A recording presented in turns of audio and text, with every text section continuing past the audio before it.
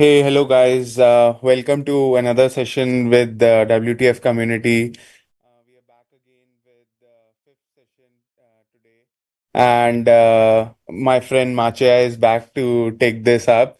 And we have another stellar speaker today to talk about another key aspect of game dev. And I hope you guys are enjoying the sessions as much as we are enjoying hosting them. If you have any feedback or any questions or any suggestions that might help these events or master classes better, feel free to drop them in the chat. We would be happy to incorporate them and work on your feedback to make these sessions even more fruitful for the new founders and builders in this industry. And over to Machaya to introduce the speaker without further ado. Great. Thanks, Aranj. Good evening, everybody, on a Sunday evening. We've got this is the fifth masterclass that we have really. So we started off doing the business of game development, then we spoke about game design, then we did art, tech, and now how do you build your games, right? What do you build it on? I need a game engine. And what better than Unity to start off with?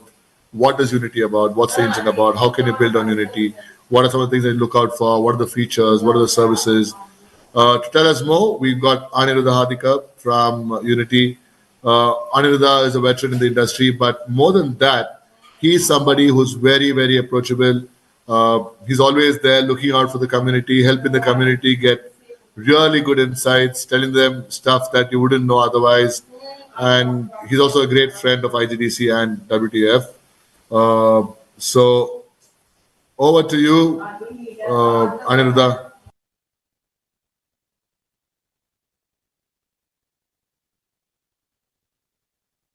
I was muted.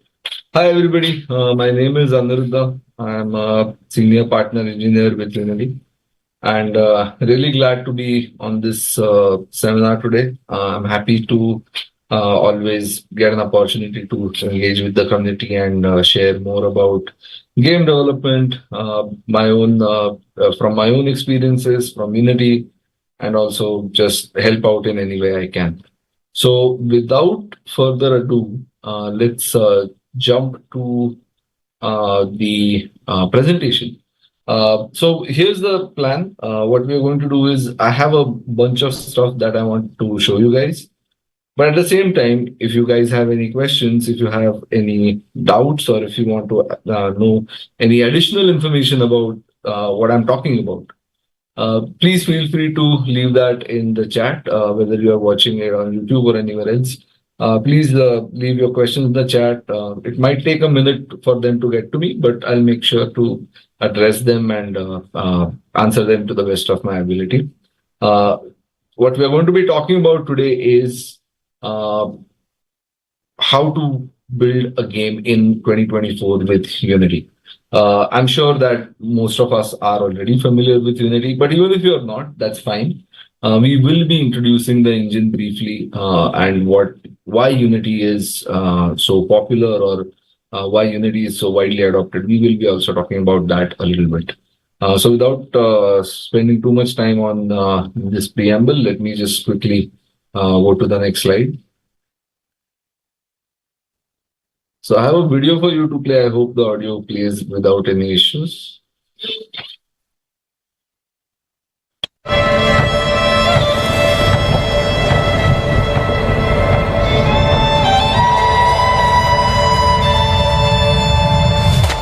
Ask your questions about your dreams and memories.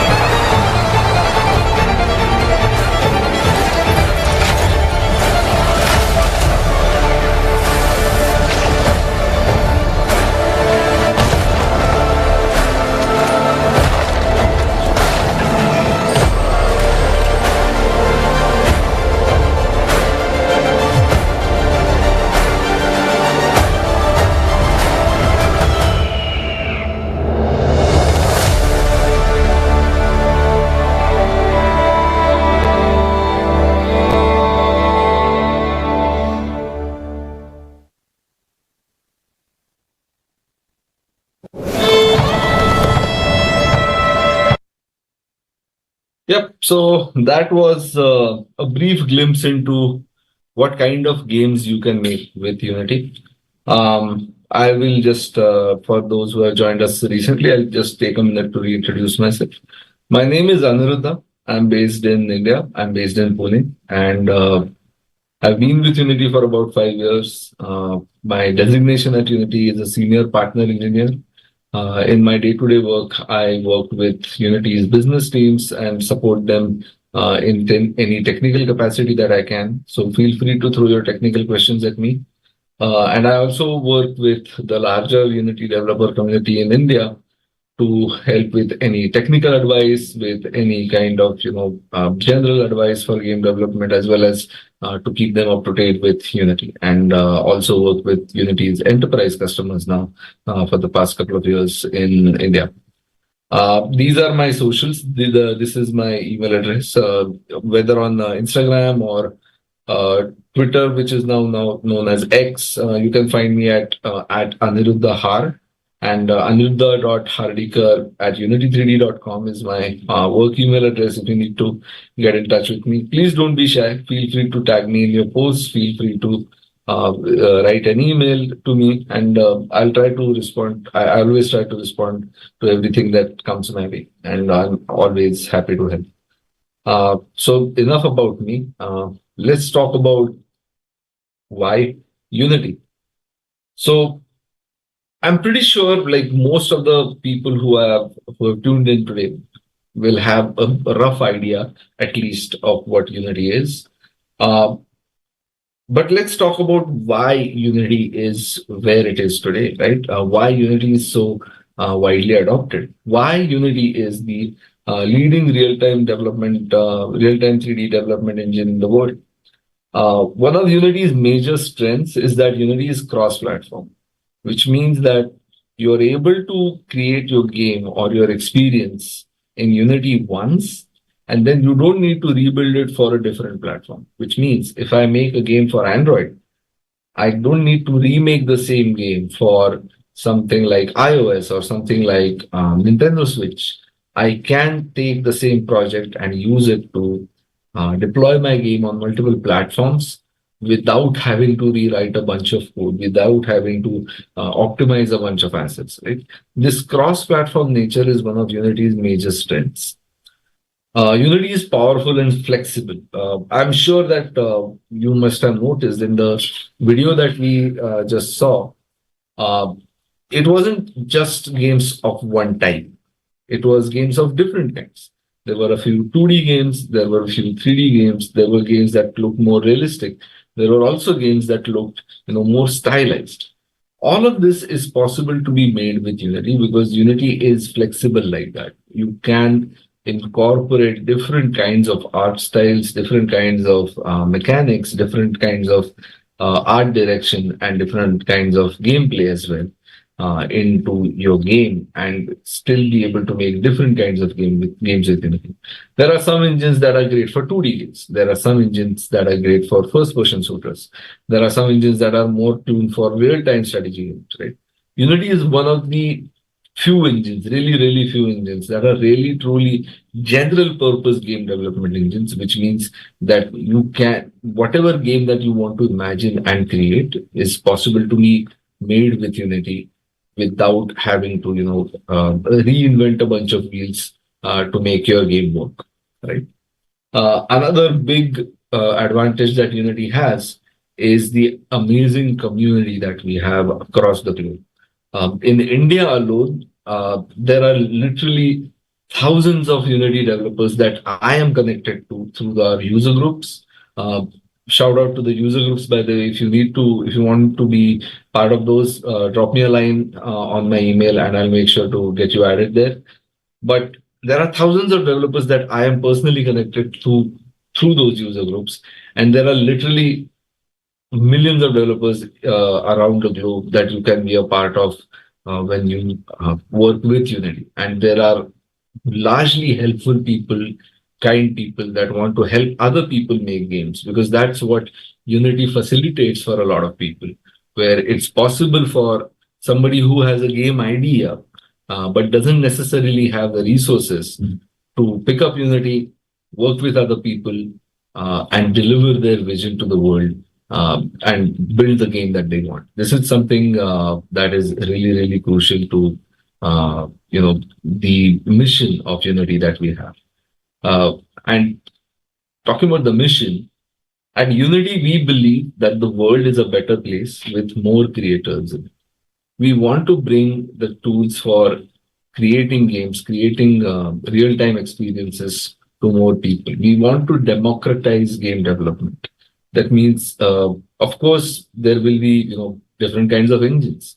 But like I said, Unity wants to bring the tools to make games, make them easy, and give them in the hands of the general public. Which is why you'll notice that Unity is free to pick up, free to start using, and even free for a very long time before you have to start paying any money for Unity. Our mission is that we believe that the world is a better place with more creators in it. And the beauty of that statement is that it doesn't matter whether you're a hobbyist or a professional studio. We want to provide tools and services to fuel your creative endeavors. And there are things that we are working on, things that like features that we add, for feedback that we collect. We also look at the kind of games that our people are making, and we also try to help them in the best of our ability. And we are always happy to reach out to our community and talk about the amazing stuff that they're building. Talking about the stuff that they're building, today we are going to probably end up, figuring out something new. There are a lot of Unity resources available out there. If you go to YouTube, or if you go to any online learning website like Udemy or an academy, you're going to find a bunch of Unity related courses that say become a intermediate to advanced game developer with Unity and so and so so and so minutes, so and so time, months, or something like that. And then you will find hundreds of courses like that. One of the things that I find is a little inefficient with those courses is that these courses are mostly video content. And video content is really hard to, let's say, update. When a new version of Unity comes, basically the course creator has to go through an entire cycle of a course and update the entire course, looking for changes, looking for any features that might have updated, any features that might have changed, any new features that might have been added. And as such, this is a slow process. This is really slow when you want to upskill yourself from where you are to a newer version of Unity. And for that, we have put together a specific resource portal. You really need to go here, seriously. Like, this is something that is a treasure trove of resources that should be seen by literally everybody in the Unity community. If you are a Unity developer, if you are a Unity artist, if you are a game designer who works with Unity, you need to check out this page. This is a really, really useful page. And this is replete with various kinds of resources. So there are ebook series, there are webinars like this one. You might actually find a couple of webinars there by me and by my colleagues that will be useful. And there are town halls, there are blog articles, there are ebooks, all sorts of things that will help you in building the kind of game that you want, address the issues that you're facing. And the best part about all of this is that most of this content, since it's not in video form, is content updated very regularly. It means that you're going to find newer ebooks when a new Unity feature lands. You're going to find a newer blog article when a new Unity feature lands or gets changed. The topics that are covered here are a lot. There is the Unity profiler. There are different kinds of profiler modules and views. There is memory profiling. There is things like GPU issues, render pipelines, multiplayer, high definition render pipeline, or universal render pipeline. All the questions that you find yourself when you start working at a new Unity project, you are going to see them addressed in this. And also another portal that goes really hand in glove with this is the roadmap portal. You can just search for Unity roadmap on Google and it will take you to the roadmap portal. That's where we announce what we are working on, and that's where also we collect feedback on what we are working on and what you would like to see built into Unity. I think we have our first question of the night in the chat. Is Unity 2D free to use even after we release the game on Play Store? Unity is, of course, free to use until you start making a certain amount of money. Uh, until you are eligible for a Unity Pro license, you can keep using Unity for free. If you're using any of your Unity's cloud services, then those are built separately based on your consumption. So if you have, for example, many millions of downloads, then obviously you're going to end up having to pay for some of those services for hosting, for multiplayer connections. But yeah, if you want to start making a game and build it and put it on the Play Store, Unity is free to use, whether you go for a 2D game or 3D game, whichever game you're looking for. I hope I answered your questions, but if that was not what you were asking for, feel free to ask in the chat and I will go deeper into that. There is another question that says, will Unity Muse replace Adobe Mixamo? And may I know which version of Unity will it be available for? It's available right now, and it's actually pretty version agnostic. Let's say that if you're using the latest LTS version, which is Unity 22 LTS, you should be able to work with Unity Muse Animate just fine. And we are going to be talking about Muse a little bit later in the talk today. But I don't think it will replace Adobe Mixamo, and Adobe Mixamo is like their own service. I don't want to comment on that because I'm the Unity representative. But it will definitely bring a lot of freedom and a lot of creative ideas in the front in terms of what animators want to create. The idea behind our AI tools, and I'm going to talk about more about this down the line. The idea is to help creators and not replace them. So we are not looking at, let's say, replacing other services as much, but we are trying to make sure that we have a place in the pipeline. Our tools also have a place in the pipeline, and they augment our skills more than replacing people, let's say. So moving on from the resources part, the first thing I want to talk about is the latest release. The release is much early.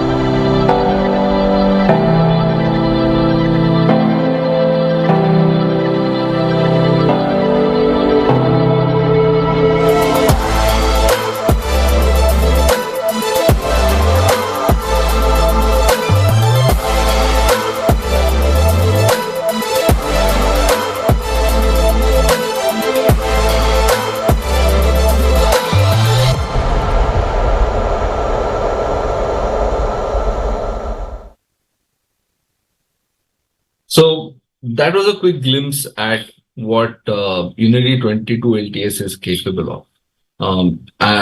For the sake of brevity and keeping not spend too much time on each and every feature because it will take the whole night.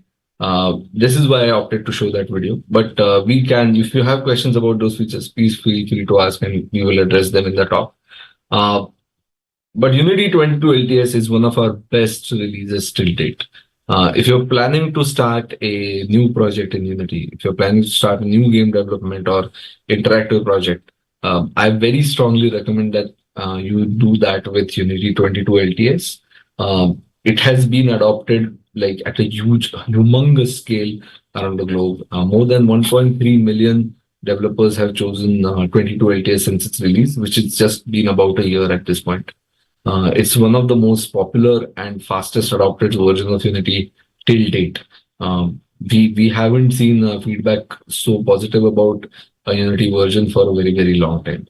The stability and reliability for Unity 22 LTS is better than any other version in recent times, and I very strongly recommend that you guys check out Unity LTS, especially if you're planning to do a game jam like this one, or if you're planning to pick up a new project. Unity 22 LTS is our recommendation. And you might have heard that we have also announced and releasing Unity 6 down the line. And we will be talking briefly about that. There are other resources.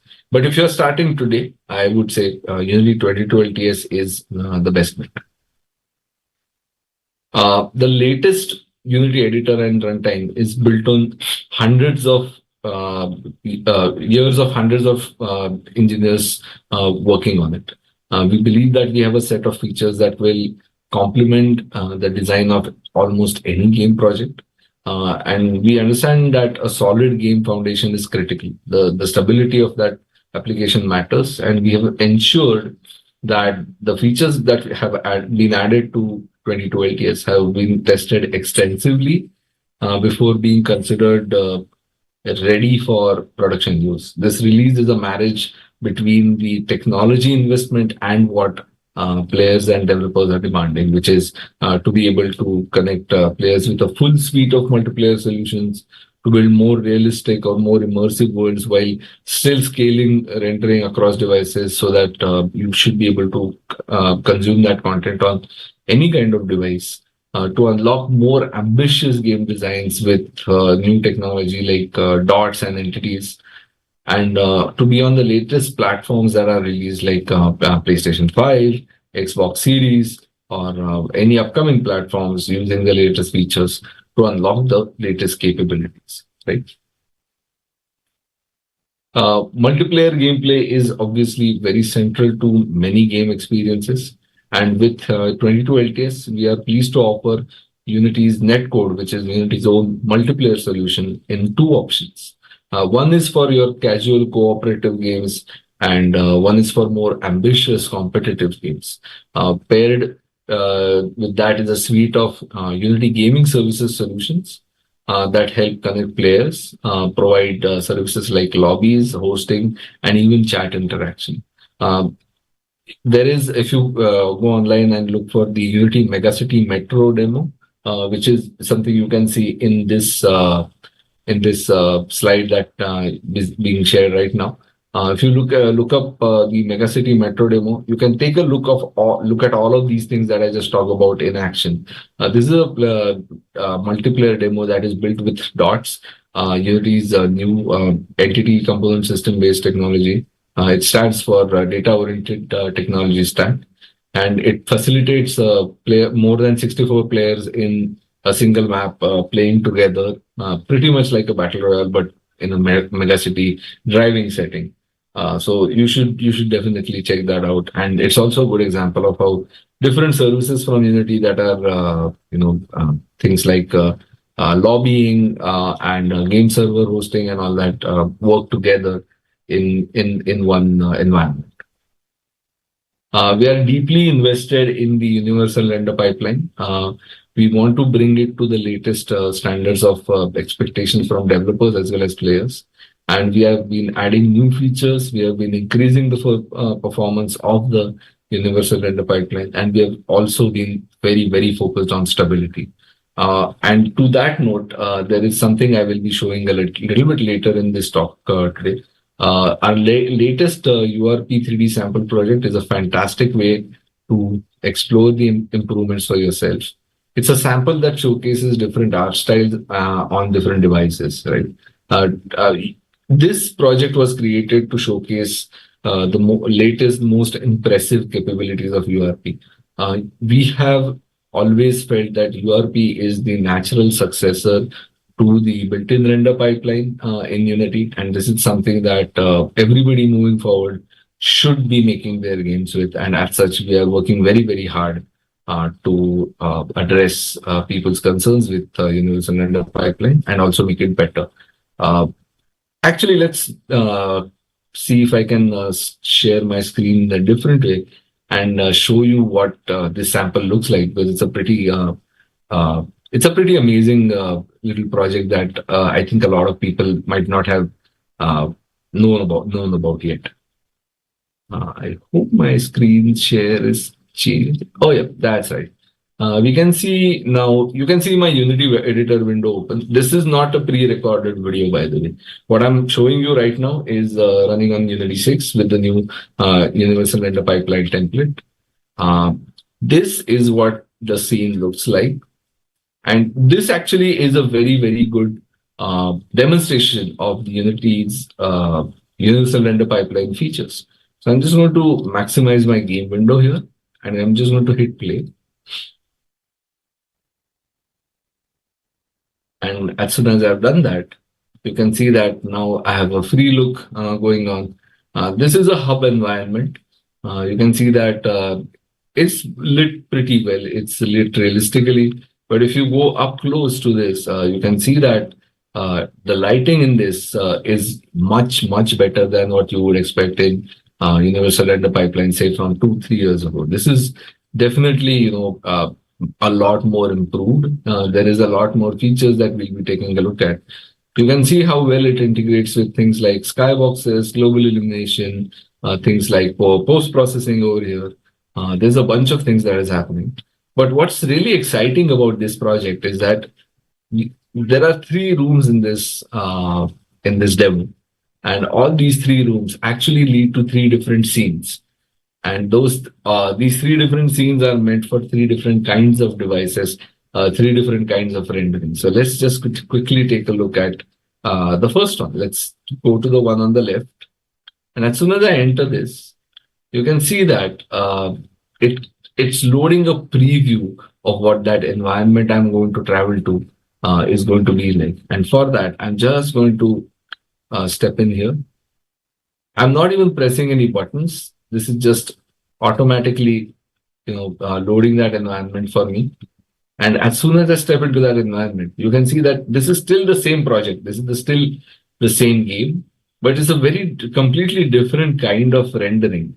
And this is a very much more stylized, much more, let's say, how should I say that? Like much more benign, relaxing kind of environment as opposed to the very heavily, industrial architectural theme of the earlier one, right?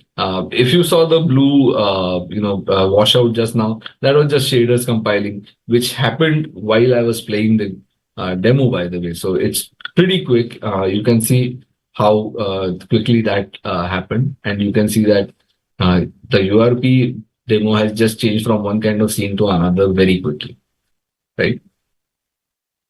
I can similarly step out of this and go back to my earlier environment, just like that.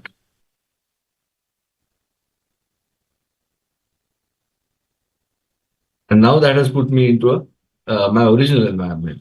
This is something pretty amazing, and URP is now capable of doing things like this.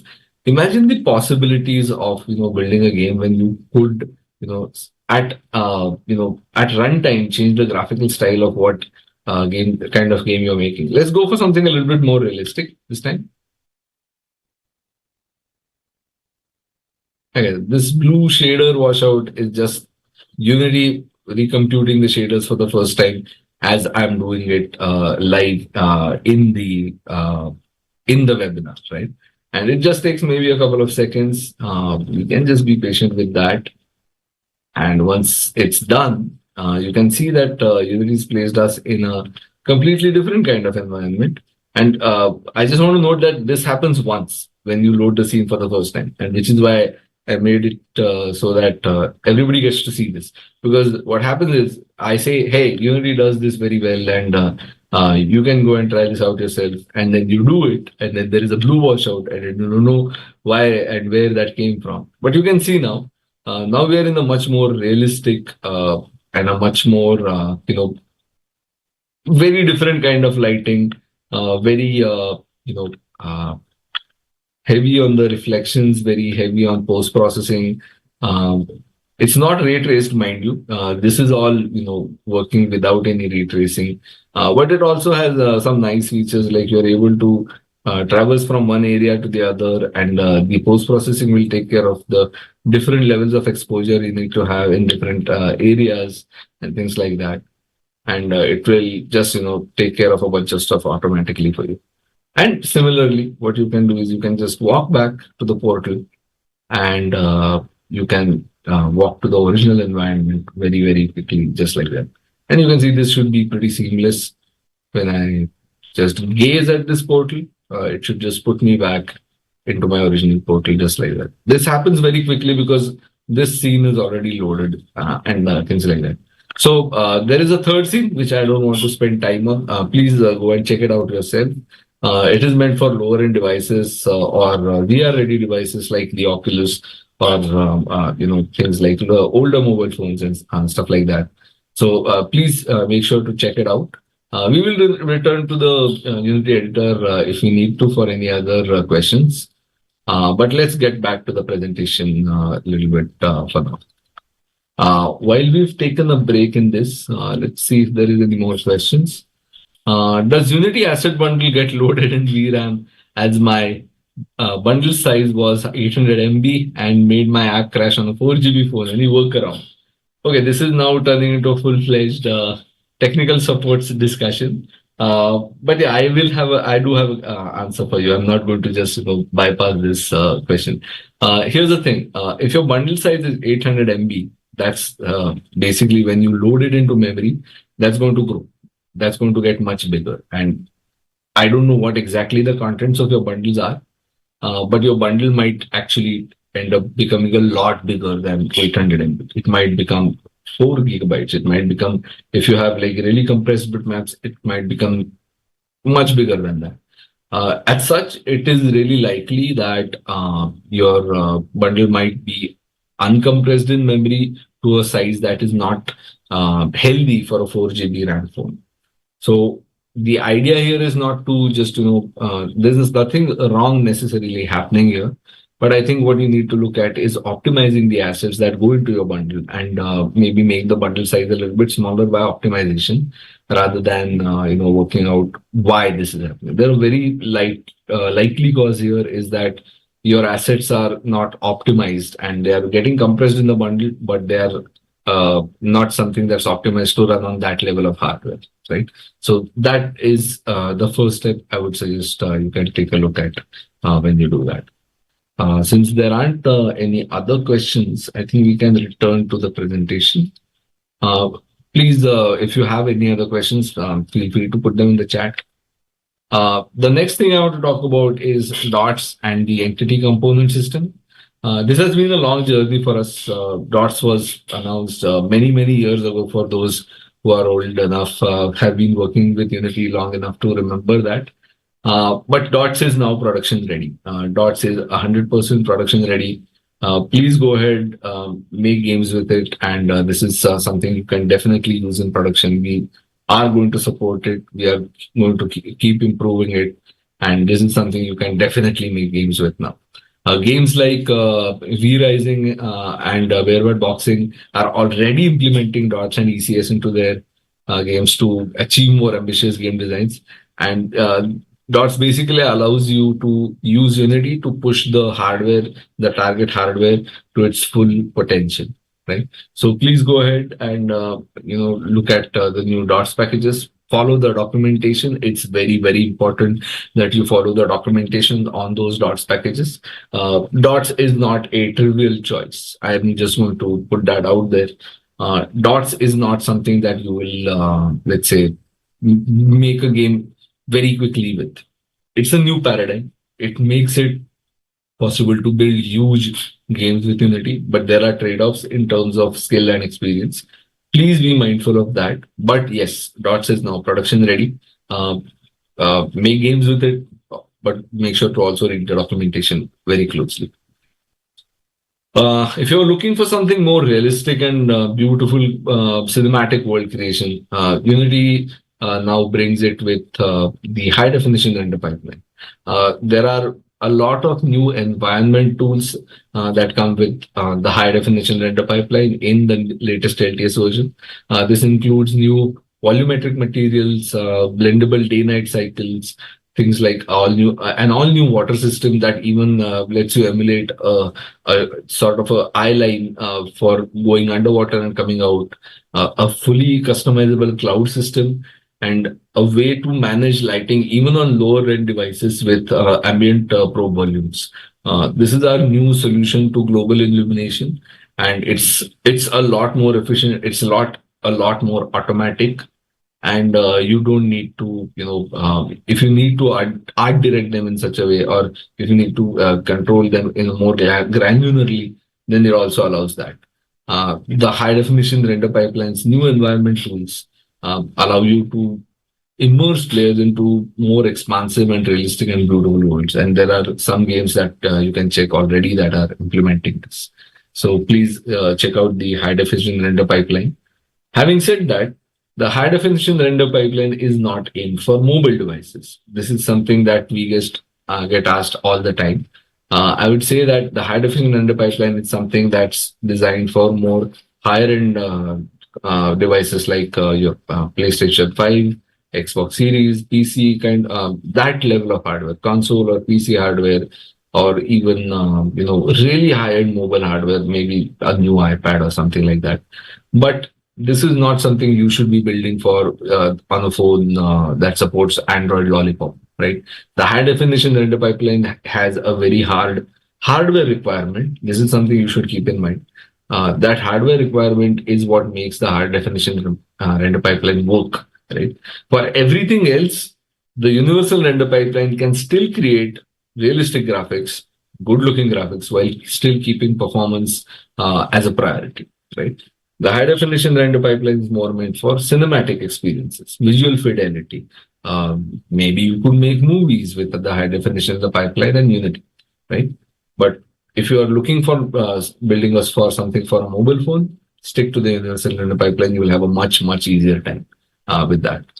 There is a new question. I'm making a quiz-based game and I want to integrate JSON files to generate random questions through an algorithm. How do I approach this?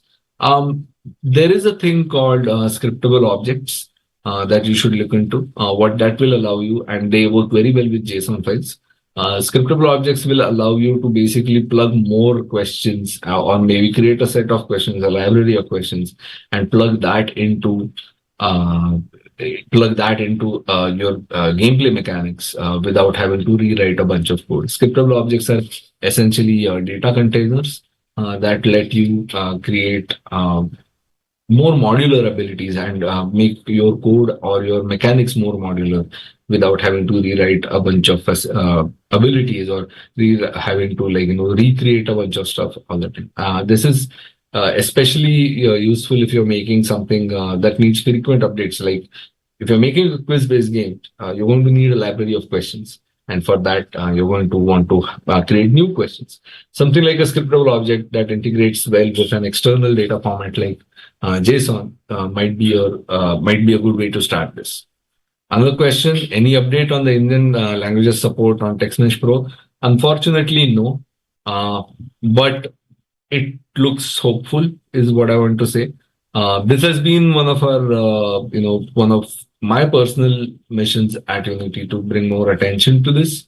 But at this point, I want to say that there are things that are happening, but I have no dates or I have no commitments that I can give you yet. But yes, we are aware of this.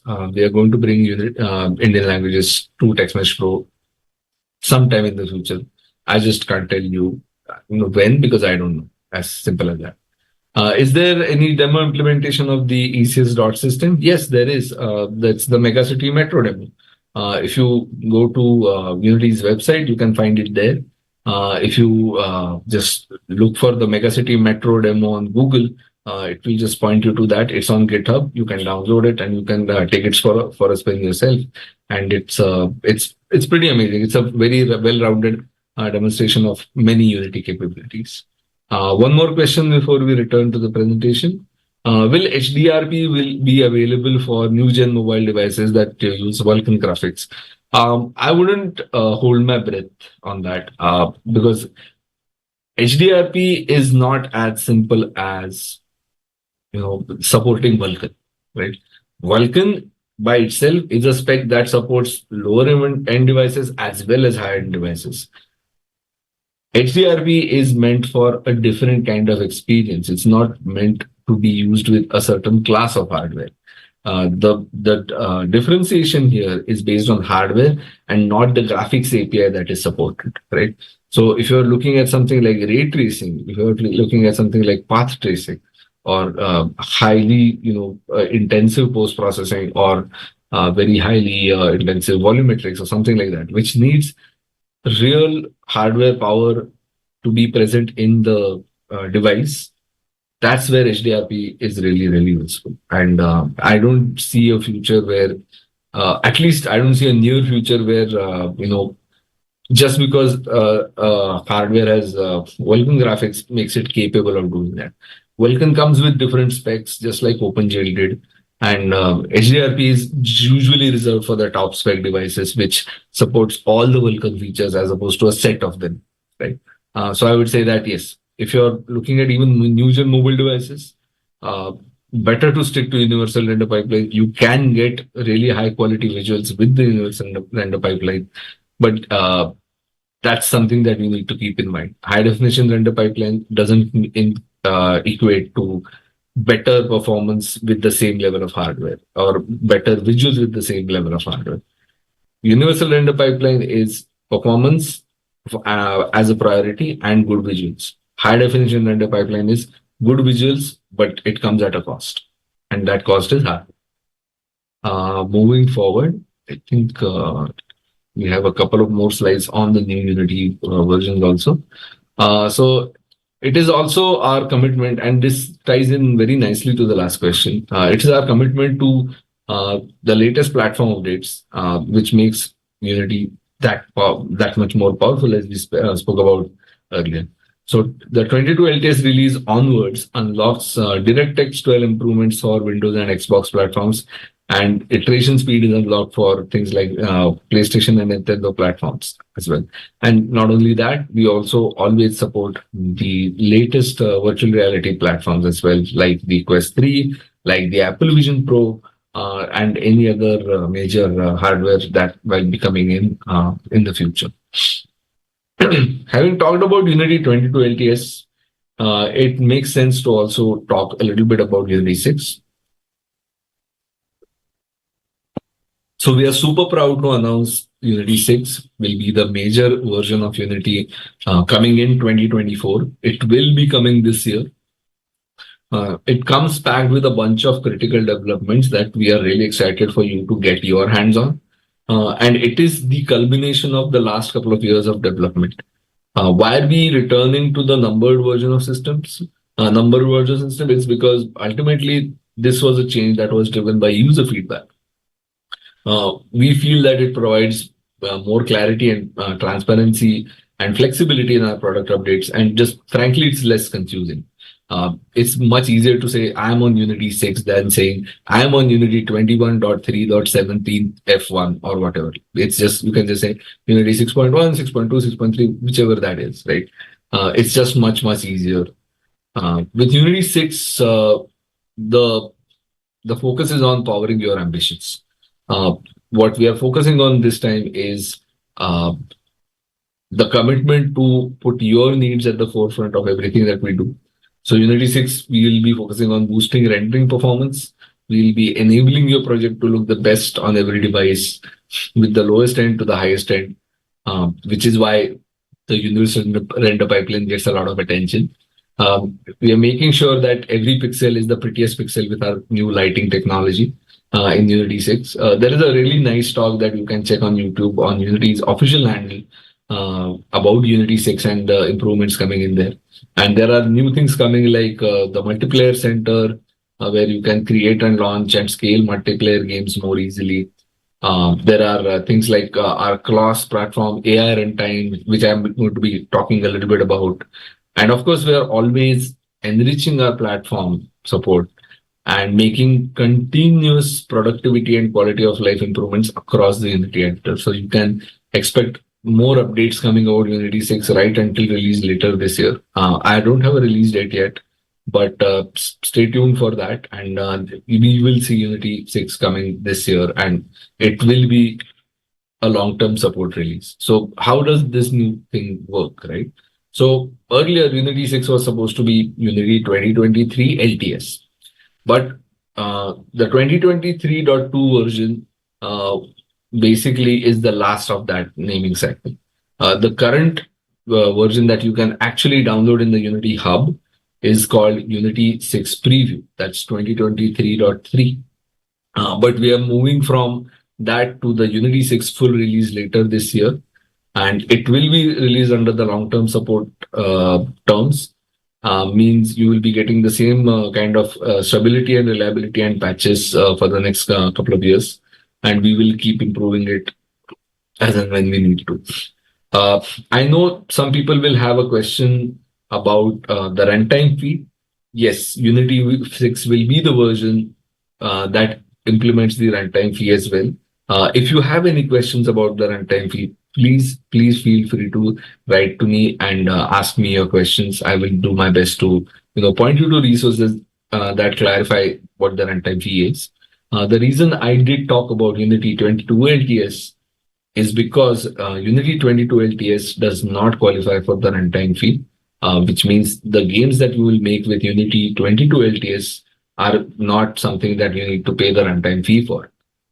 Even after you make your game with Unity 6, there are many checks and balances and very high ceilings for you to be eligible to pay the runtime fee. And for any kind of clarification, you can always reach out to us.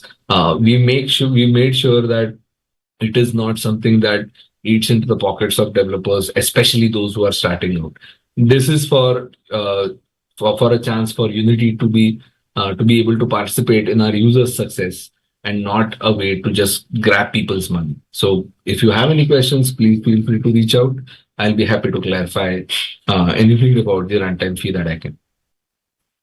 Moving forward, if there are any new questions, Machaya, I think we can maybe take a couple of minutes. No questions really, Anirudh. I think people are very happy that almost all the questions got answered. I mean, So they're quite happy doing that. Like I told you at the beginning of this, that's what Ani is. He's Yeah. always there to make sure that you get your money's worth.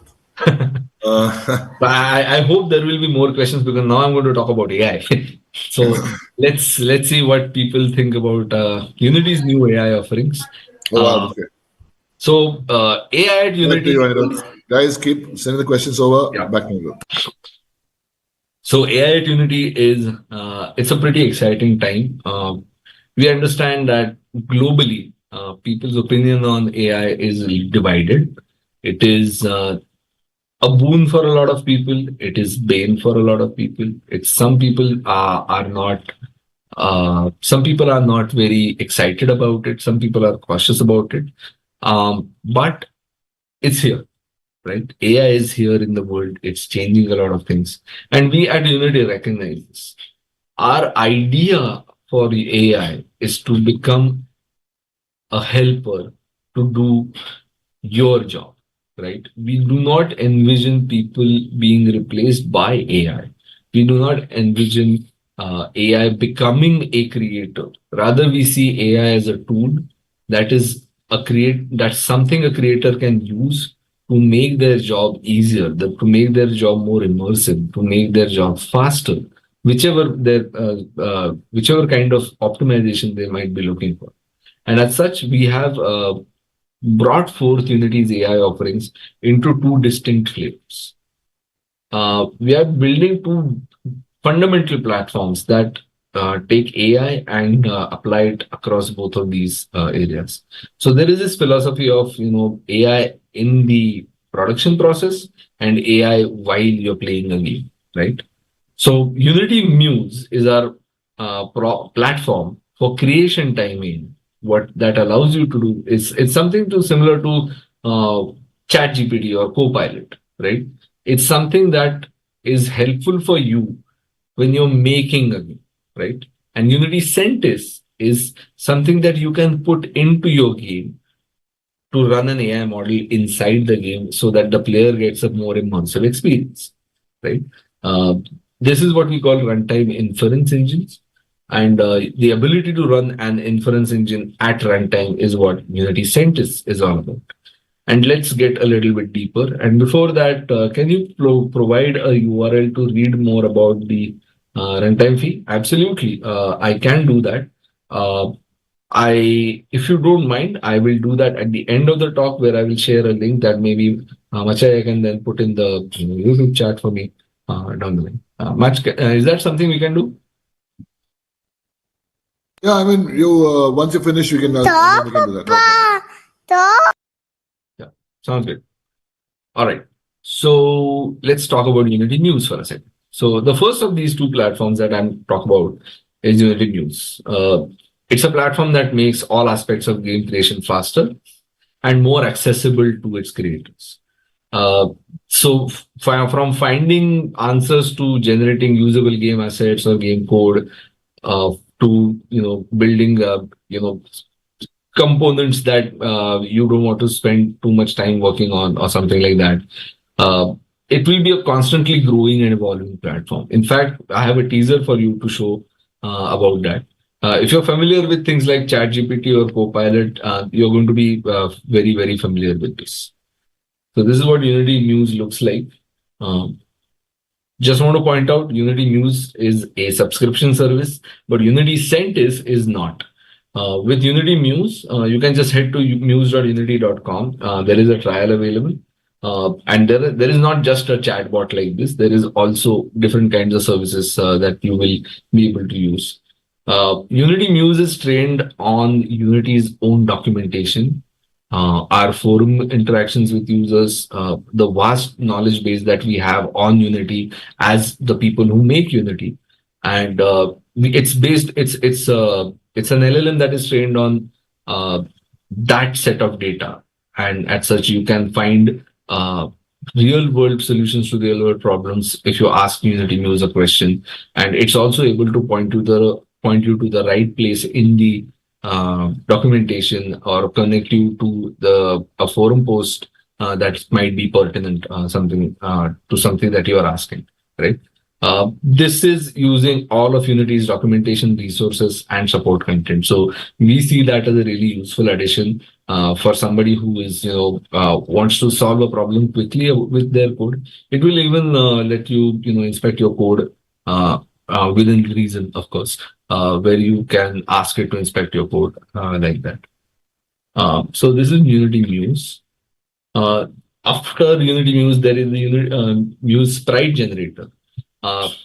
This is built on Stable Diffusion. There is a lot of significant fine-tuning built with Unity assets. The Muse data model is trained fully from scratch to be able to generate sprites for the in-game use. Again, we do not see this as something that will replace 2D artists.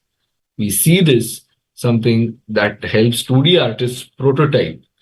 So there are things like being able to generate a sprite based on an image, based on reference artwork, or use that image as a starting point, and then the 2D artist can then deliver their vision based on it. The sprite generator is already available, and it supports things like guided generation with images or in painting, and we are pretty confident in saying that this sprite generator is a good starting point for your artwork, and we would very strongly encourage using it like that. And if you're a programmer, if you don't have access to artists, then you can maybe generate those sprites and use them in your game as well.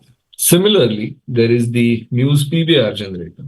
The Muse PBR generator works very similarly to the sprite generator, but what it does, it generates PBR materials for you that are directly compatible with Unity's shaders, and you can just prompt a material. Like if you want, say, a rough, jagged rock surface, you can just prompt that, and then you can make subtle changes to it to make it whatever you want. Again, this is something that you can use to prototype your materials first, and then build on them and improve them and make a better version of them in production, right? There are other things like Muse Animate and Muse. There's going to be a Muse tool for scene or level design and things like that. And all of the philosophy behind all of them is that we want to use AI tools to be able to enhance or optimize the creation workflow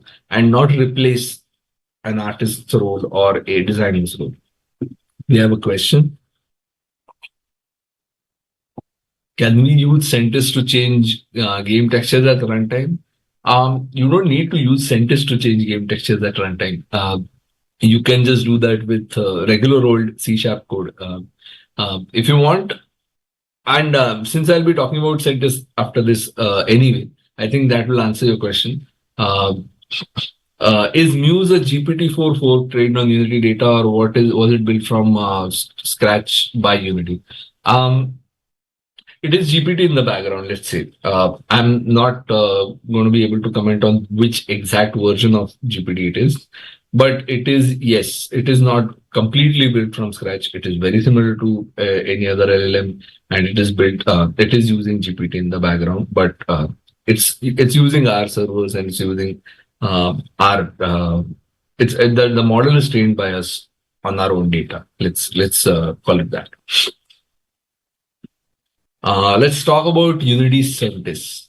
So at runtime, we have an AI platform of capabilities, and today people have been talking to us, for example, about using neural networks to run their day and night cycles in their games, and versus having to do unique lighting and assets for each and everything, right? Something like an at an object level or style transfer initiated by a player, which I think is very similar to what the gentleman was asking about, being able to change game textures, right? And often behind the scene, this creates like a more living world. So this is where Unity Centis comes in. Unity Centis is not a subscription. It is something that you can use in your...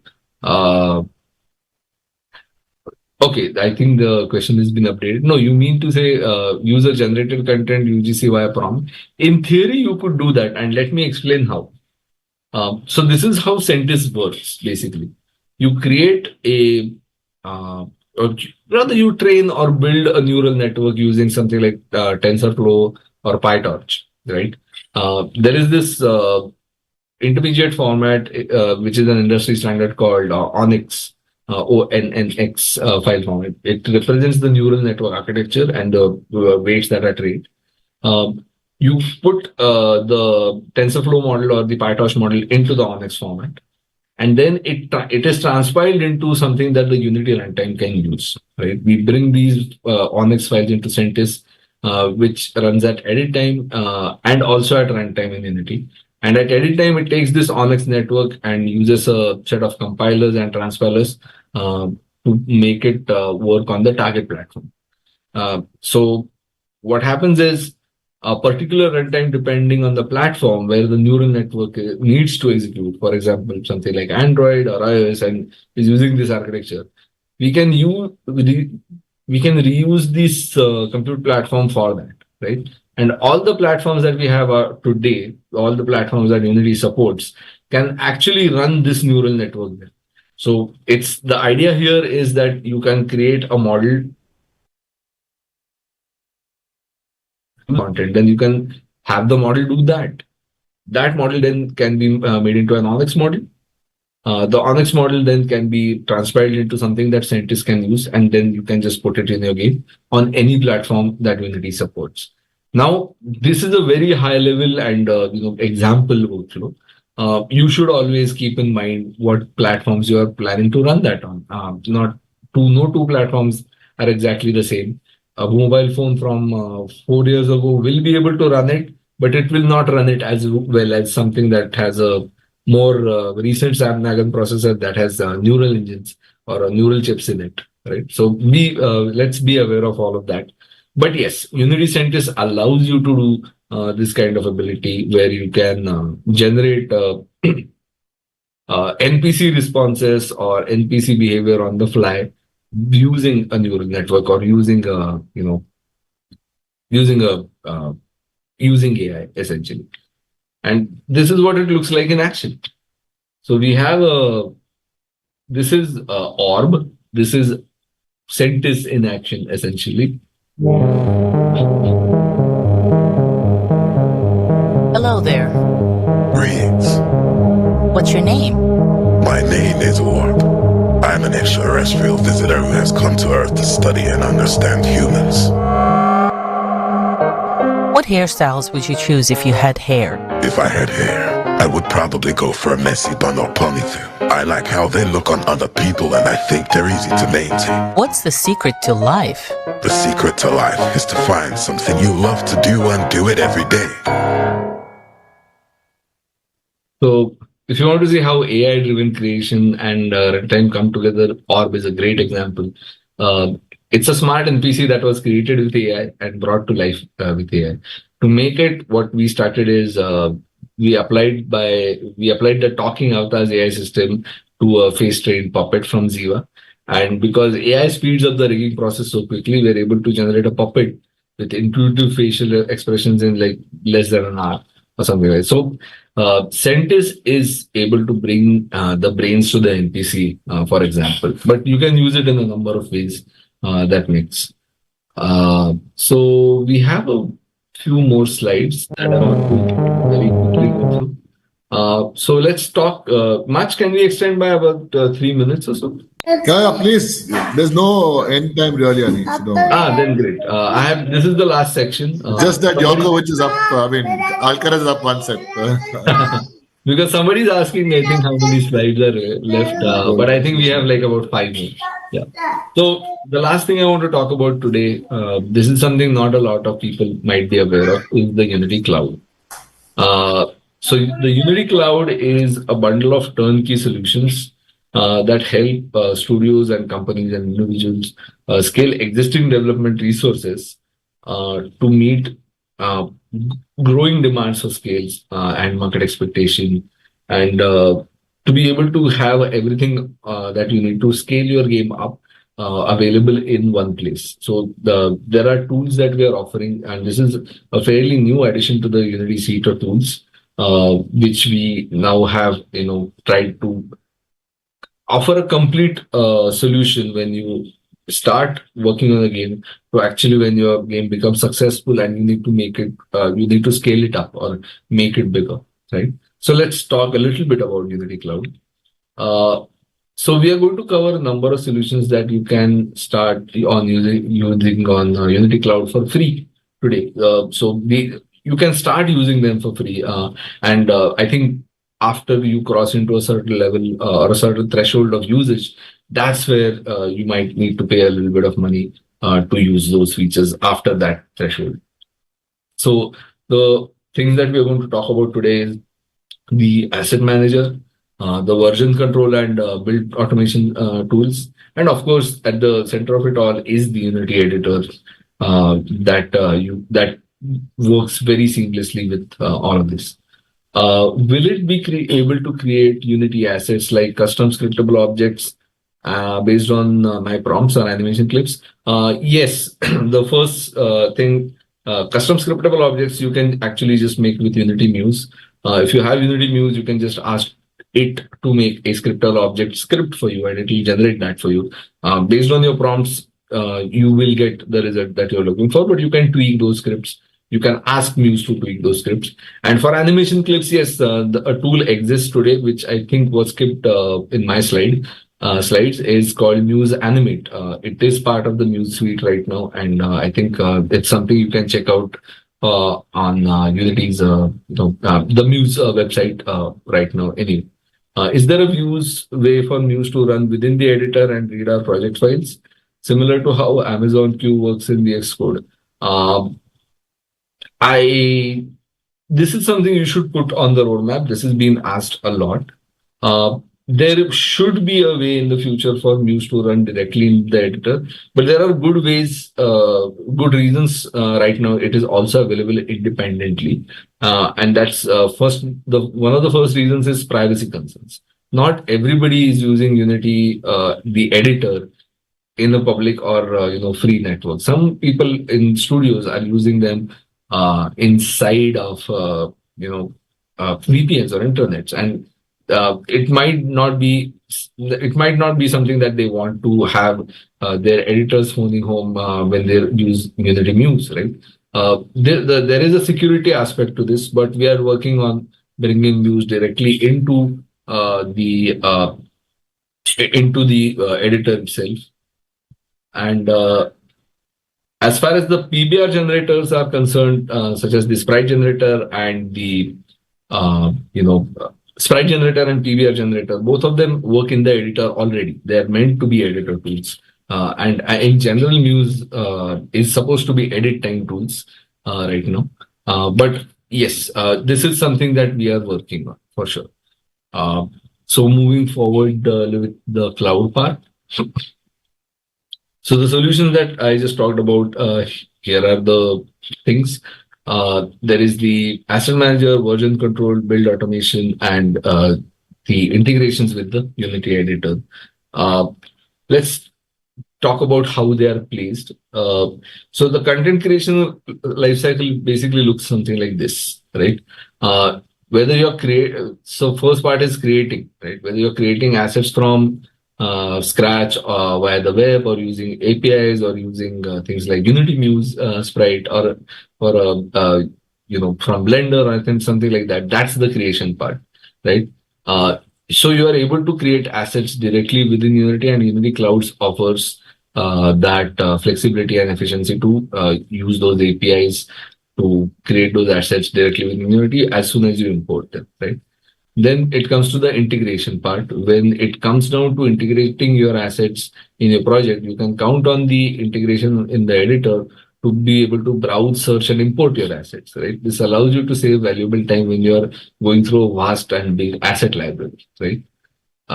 Then comes the game logic part, where one will traditionally play with version control tools in order to deal with branches and code reviews and merges and pushes. After that step is done, you need to build your game, and this is where the Unity build automation comes in. You can simply build on multiple platforms at the same time without actually slowing down your computer. And then the reusing part is where you maximize the return on investment on your most prized, polished, well-crafted assets by using tags and metadata paired with visual previews to discover them. So this is what the asset manager comes into. So what it lets you do is lets you upload assets easily to UDAM deployment with either local file uploads or even connections to cloud buckets that are asset repos like Plastic or Perforce, right? You are able to categorize them easily with metadata. You are able to share assets or collections of assets across organizations or projects.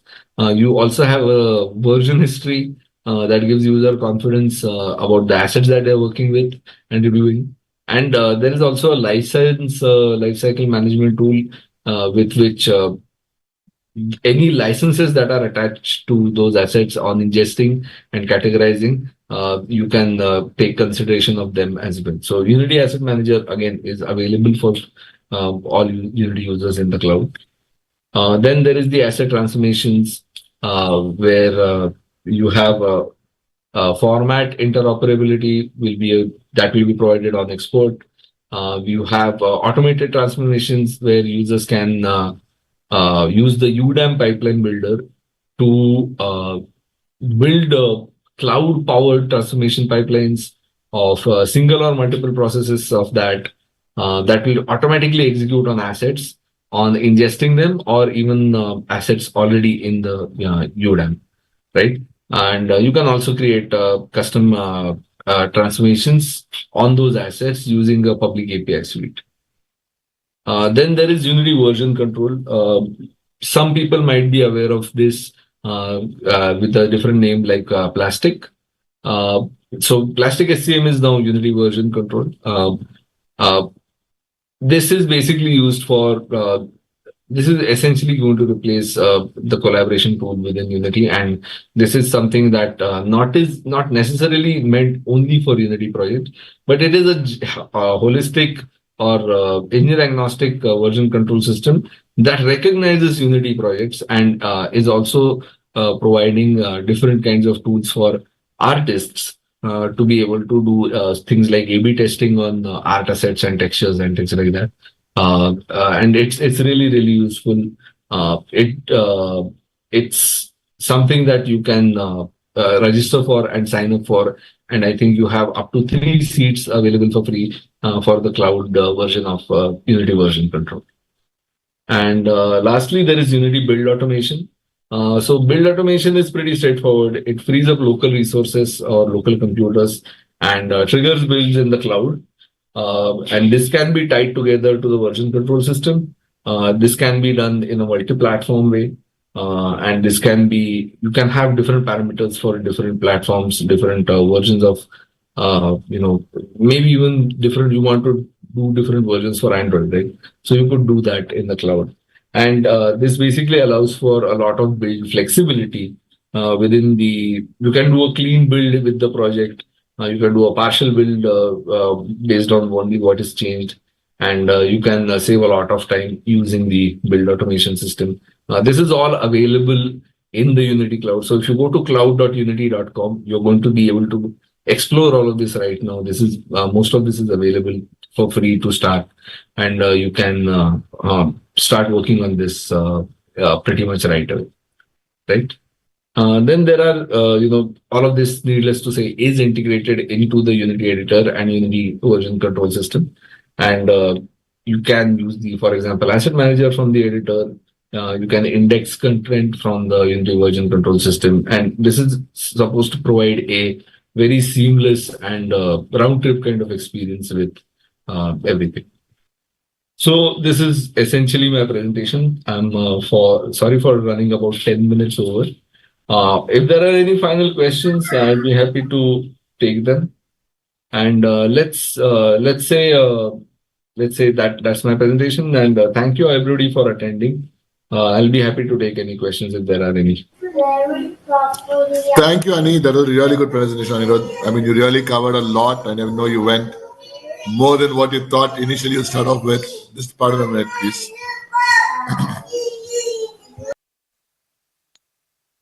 Amazing. Thanks much. Always happy to be part of any IGDC initiative. And yeah. We've got a few last round of questions. I don't know. 1 second. Let me just. The last one I'm seeing is about a way for Muse to run within the editor and read our project files. I think I answered that one already. Yes. And the last one is there any way for two artists to work together on same scene at the same time from different PC? Yes, Unity version control allows for exactly that. You can do that, and it will create. You can choose to create, different pushes or merges for that, or you can create different branches also in that. But yes, it will basically, take a cognizance of two people working on this same asset. Or if you don't want another person to touch the asset while you're working on it, it also allows for that asset to be locked. So yes, you can definitely do that. March, you're muted. One more question from, I know Varun and Rahul, you have been very active. I really hope you really do a damn good job with the Game Jam. Is version control free to start with? To what extent? Like I said, version control is free to start with. I think, don't quote me on this. You can just go to the website and find out. But I think you get up to 3 seats. And I'm not sure if there is a storage limitation or project limitation, but there is one of those. And you get up to 3 seats to start off, for sure.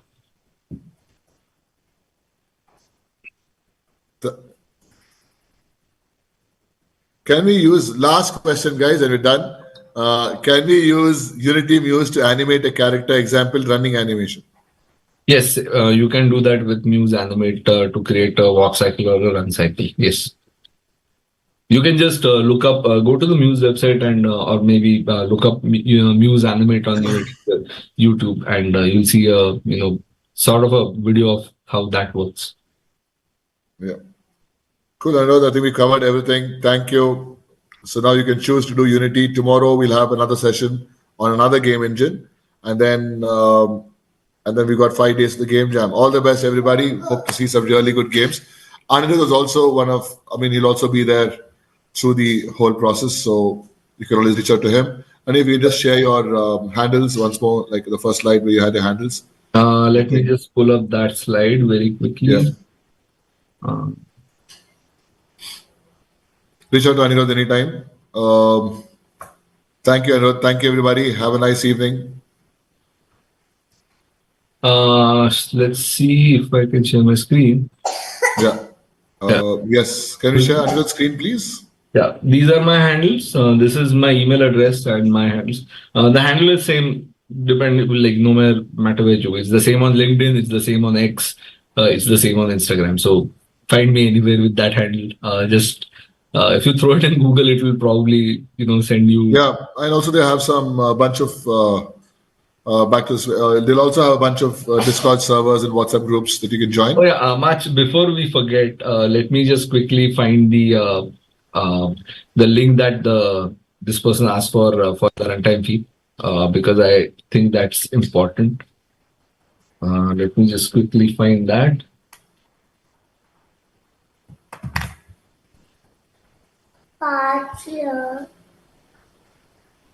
Yeah, I'm going. Match. I'm putting that in the Zoom chat. Can you just put it Yes. in the common chat?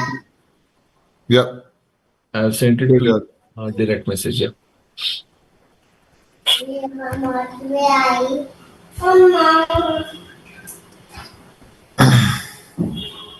All right. Yes. All right. Thank you, folks. Good night. Thanks, all the best, Anirudh. everybody. See you. Yeah. Bye. See you.